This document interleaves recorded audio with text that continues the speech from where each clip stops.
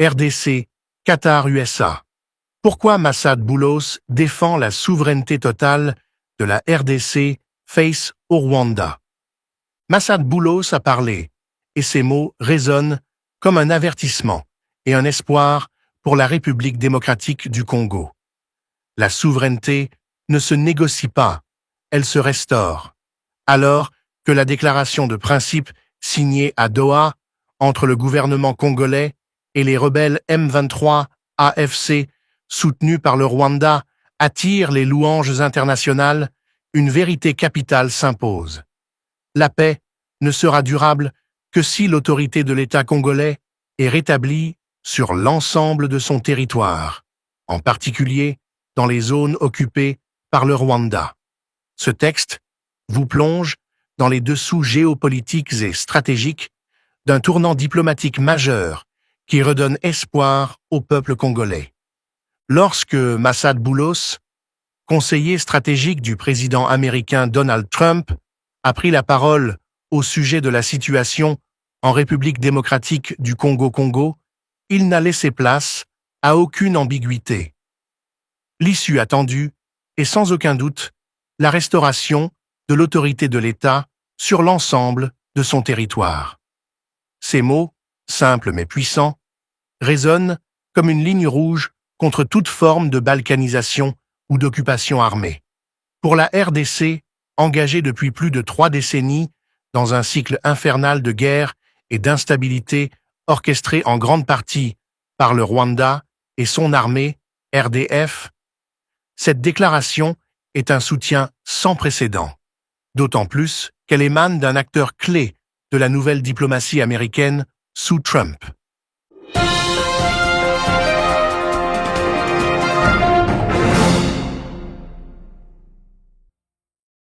La déclaration de principe signée le 19 juillet 2025 à Doha entre les délégués de la RDC et ceux du M23 AFC sous l'égide du Qatar marque une avancée majeure dans la quête de paix à l'Est. Elle pose les jalons d'un processus plus structuré, censé aboutir à un accord de paix global le 17 août 2025. Mais derrière les gestes diplomatiques et les éloges des partenaires étrangers, de la France à l'Union européenne, en passant par les États-Unis, se cache un enjeu fondamental, le retour effectif de l'armée congolaise, les FARDC, et de l'administration congolaise dans toutes les zones aujourd'hui illégalement occupées par les forces rwandaises via le M23. Car personne ne se trompe plus. L'AFC M23 n'est rien d'autre qu'une extension paramilitaire de Kigali. Malgré les discours de façade, les faits sont têtus. Présence confirmée de troupes RDF en territoire congolais, trafic de ressources minières, massacres, déplacement massif de population. Le conflit actuel n'est pas un simple problème rebelle, mais bien une agression étatique déguisée orchestrée par Paul Kagame. Et c'est là que la déclaration de Massad Boulos prend tout son sens. En mettant l'accent sur la souveraineté pleine et entière de la RDC comme objectif inaliénable, il rappelle une vérité que certains partenaires occidentaux, par calcul géopolitique ou complaisance, ont souvent éludée. Ce n'est pas seulement la paix qui est en jeu, mais la survie d'un État-nation et la dignité de tout un peuple. Le soutien affiché de Washington, notamment à travers Lucy Tamlin, ambassadrice des États-Unis à Kinshasa, vient renforcer la position congolaise. Les États-Unis réaffirment leur soutien indéfectible à une RDC souveraine et prospère, a-t-elle déclaré. Ce langage clair tranche avec les ambiguïtés passées et reflète une réorientation stratégique. Le Congo ne peut plus être sacrifié sur l'autel de la stabilité régionale fictive vantée par Kagame. Mais pour que la paix promise à Doha ne reste pas lettre morte, plusieurs conditions doivent être réunies. La première, soulignée par Boulos lui-même, est que la RDC exerce de nouveau un contrôle total sur l'ensemble de son territoire. Cela signifie une chose, Les FARDC doivent revenir à Bunagana, Rutshuru, Kanyabayonga, Kibumba et tous les autres territoires aujourd'hui sous occupation rwandaise. Ce retour ne sera pas un simple déplacement administratif. Il s'agira d'un acte de souveraineté, d'un symbole fort de résilience et d'un message clair. La RDC ne tolérera plus jamais l'occupation de ces terres. Le président Félix Tshisekedi le sait. Il l'a dit à Washington.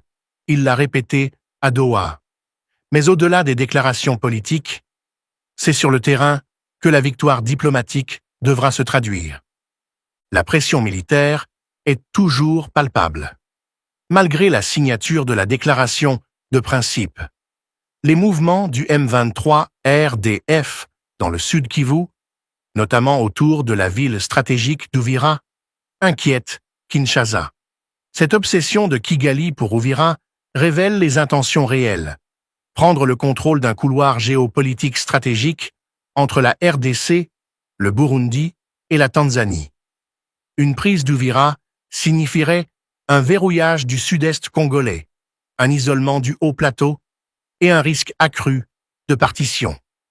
Face à cette menace, l'armée congolaise et les forces Wazalendo continuent de se battre. Mais ils attendent que les engagements diplomatiques soient traduits en actes, car signer un papier à Doha est une chose, mais faire sortir l'ennemi de vos frontières en est une autre. C'est là que la parole de Massad Boulos devient stratégique. En mettant la barre sur le rétablissement de la souveraineté, il anticipe déjà les ruses de Kigali qui tentera de maintenir un contrôle indirect via des accords bancals ou des arrangements sécuritaires douteux.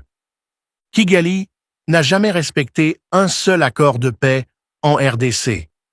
Depuis le cessez-le-feu de Lusaka en 1999 jusqu'au processus de Kampala et Nairobi, en passant par les accords de Sun City, chaque négociation a été un piège diplomatique pour permettre au Rwanda de reconfigurer ses positions militaires et économiques. Le génie de Doha, c'est justement d'avoir internationalisé le cadre de négociation tout en imposant un calendrier serré. Les délais sont clairs.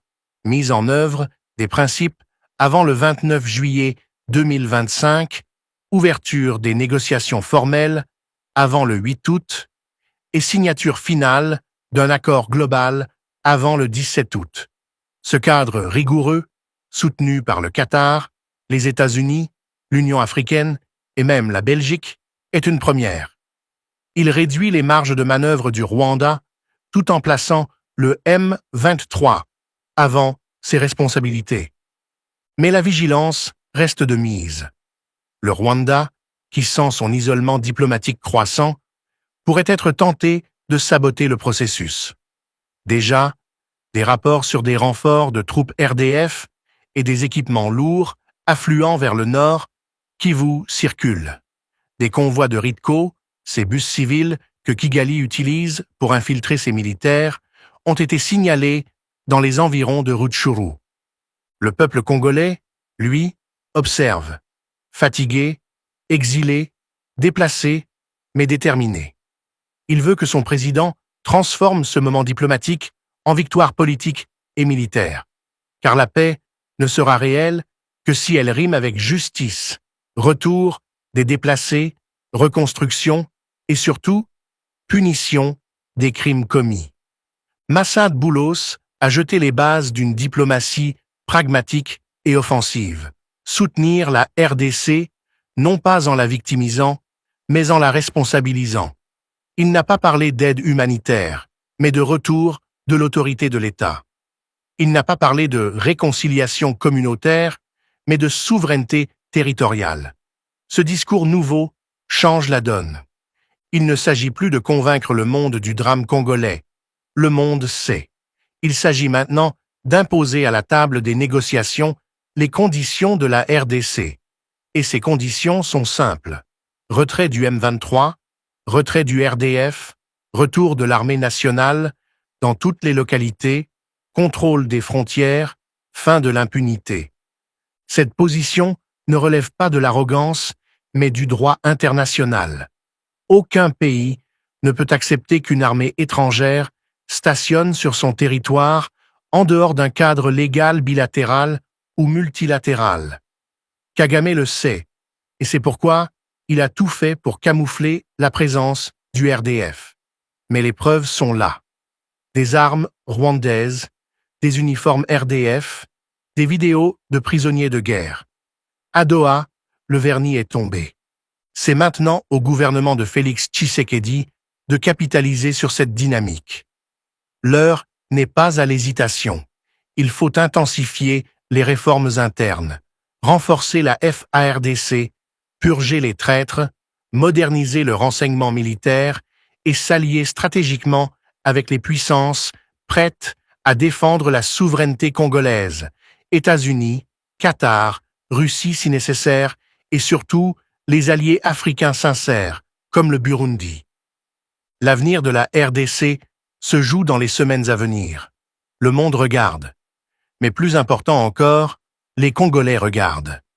Ils attendent que le président tienne bon, qu'il reste fidèle à sa promesse, faire du Congo un pays libre, souverain et en paix. Pour cela, il devra continuer à s'appuyer sur des voix comme celle de Massad Boulos, des diplomates courageux, des militaires loyaux et surtout sur son peuple. La déclaration de Doha n'est qu'une étape. La véritable victoire viendra lorsque le drapeau congolais flottera à nouveau sur Bunagana, Tchenguerero, Kiwanja, Rumangabo et Uvira. Quand les enfants déplacés rentreront dans leur maison. Quand les femmes violées seront soignées, écoutées, protégées. Quand la justice punira les assassins. Quand la paix ne sera plus un vœu pieux, mais une réalité vécue. Massad Boulos n'a pas dit autre chose. Le contrôle du territoire par l'État garantit la sécurité, la stabilité et les droits des citoyens. À Tshisekedi maintenant de rendre cela concret. Le peuple attend. L'histoire jugera. Et le monde n'aura plus d'excuses. Le Congo doit être libre. Entièrement. Définitivement. La RDC doit être libre. Entièrement.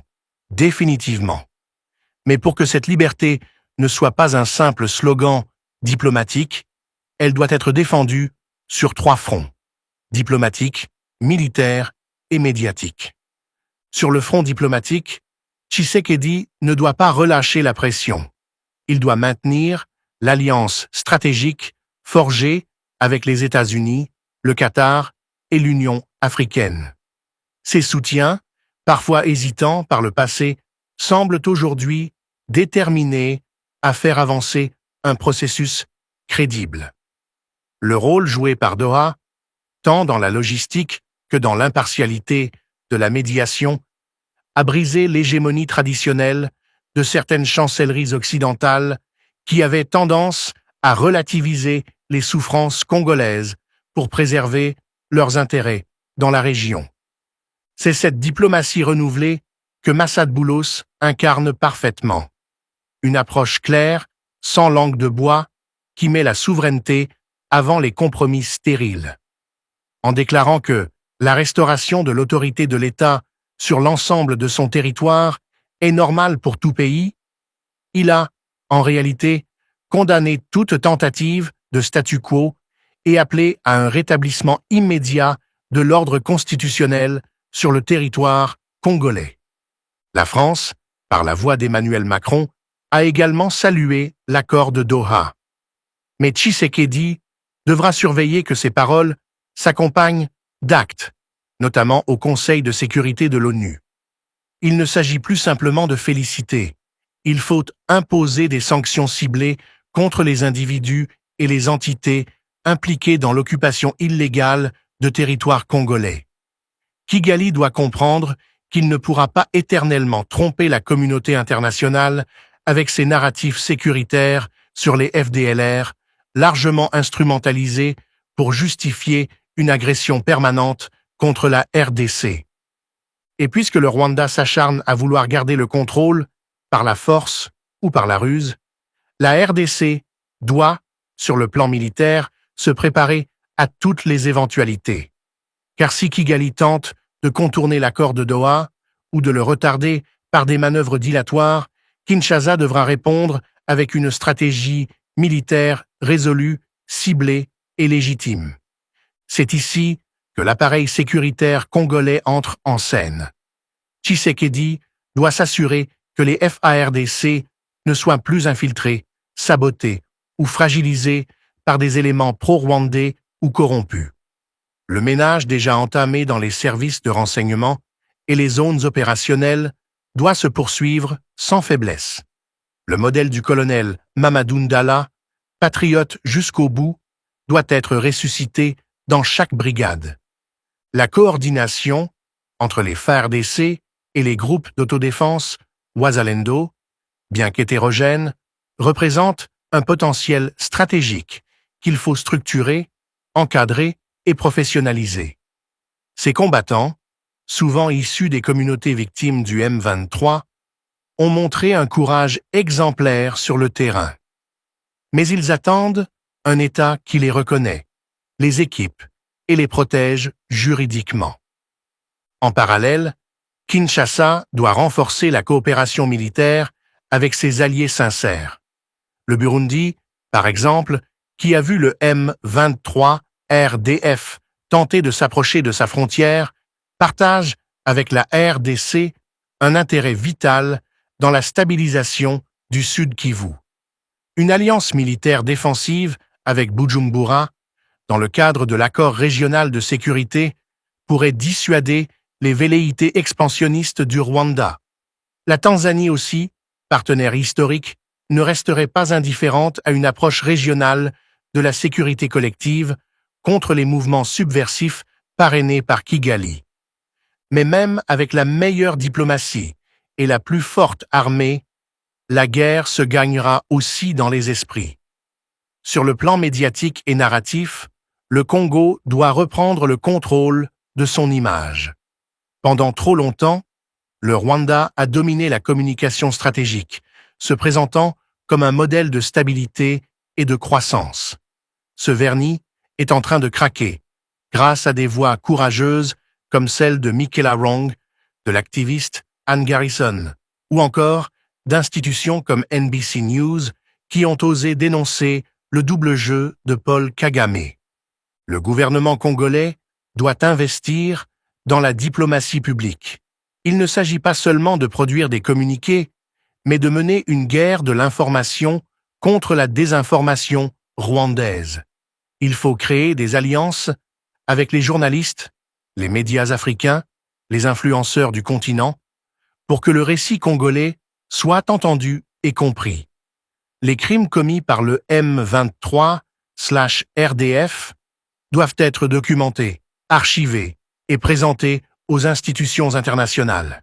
Chaque crime, chaque exaction, chaque village occupé doit devenir une preuve de l'inacceptable. Car une guerre qui n'est pas racontée est une guerre perdue d'avance. Et Kigali l'a compris depuis longtemps. C'est pourquoi le gouvernement de Tshisekedi doit s'entourer d'experts en communication stratégique, de diplomates de combat et d'analystes capables de démonter les narratifs toxiques du régime rwandais. L'arrestation récente de figures de l'opposition rwandaise comme Victoire Ingabire ou les révélations sur les liens troubles entre Kigali et des réseaux mafieux à l'étranger doivent être exploitées pour mettre à nu le régime RPF devant l'opinion internationale. Ce n'est pas à la RDC de justifier sa défense, c'est au Rwanda d'expliquer son agression. Et si jamais Kigali décidait de défier l'accord de Doha, alors la RDC devra faire appel au principe de légitime défense reconnu par le droit international. Ce serait alors le moment d'une offensive totale pour libérer les territoires occupés, avec l'appui discret mais déterminé de ceux qui, comme Massad Boulos, ont compris que la paix ne peut pas être construite sur l'injustice. Ce tournant de juillet 2025 doit devenir le socle d'un nouveau Congo. Un Congo qui ne négocie plus son intégrité. Un Congo qui impose le respect. Un Congo qui transforme ses victoires diplomatiques en réalité tangible. Massad Boulos a, en quelque sorte, validé cette stratégie en déclarant que la sécurité, la stabilité et les droits des citoyens passent nécessairement par le contrôle de tout le territoire par l'État. C'est une doctrine claire, sans ambiguïté. Le président Tshisekedi n'a plus le droit à l'erreur. Il est soutenu, reconnu et attendu. Ce que la diplomatie a ouvert à Doha, l'action doit le concrétiser. Le peuple congolais, résilient mais exigeant, ne tolérera pas un énième accord vidé de son sens. Il veut le retour des terres, la sécurité, la justice et la dignité. Quant au Rwanda, il est temps qu'il comprenne que le vent a tourné. Le monde n'est plus dupe. Kigali est isolé, sa propagande est démasquée et sa politique de déstabilisation est désormais dénoncée. La meilleure chose que Paul Kagame pourrait faire pour son peuple et pour la région serait de respecter enfin les frontières, de rappeler ses troupes et d'accepter que le Congo n'est pas son arrière-cour. Le monde, grâce à Doha, regarde la RDC non plus comme un éternel terrain de crise, mais comme un acteur légitime d'un nouvel ordre africain fondé sur le droit, la souveraineté et le respect mutuel. Tshisekedi doit être à la hauteur de ce moment historique. Alors que la date du 17 août 2025 approche, date fixée pour la signature finale de l'accord de paix global, tous les regards sont tournés vers Kinshasa. Le Congo a une opportunité unique de réécrire son histoire. Et cette fois, il n'est plus seul. Il a des alliés, il a une vision, il a une voix. Mais il devra aussi montrer sa force. Et cette force, c'est le courage de dire non à toute tentative de compromis sur la souveraineté. C'est le courage de dire oui au peuple. Et c'est le courage, comme l'a dit Massad Boulos, de restaurer pleinement l'autorité de l'État, coûte que coûte. Le Congo peut gagner. Le Congo doit gagner. Et le monde entier devra s'y habituer.